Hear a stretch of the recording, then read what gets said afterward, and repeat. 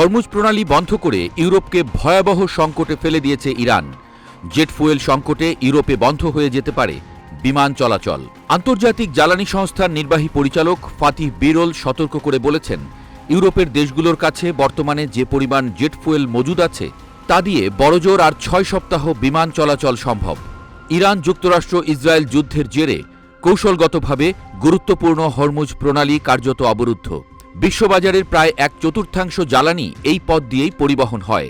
স্বাভাবিক সময়ে যেখানে দৈনিক ১৪০টি জাহাজ চলত, সেখানে এখন চলছে মাত্র ১০ থেকে ১২টি। ফাতিহ বিরল জানিয়েছেন, এই অচলাবস্থা দ্রুত নিরসন না হলে খুব শীঘ্রই ইউরোপের এক শহর থেকে অন্য শহরে ফ্লাইট চলাচল সম্পূর্ণ বন্ধ হয়ে যাবে। গত ২৮ ফেব্রুয়ারি যুদ্ধ শুরুর পর ইরান এই জলপথ বন্ধ করে দেয়। ইসলামাবাদে ইরান ও মার্কিন প্রতিনিধিদের আলোচনা ব্যর্থ হওয়ায় সংকট আরও ঘনীভূত হয়েছে।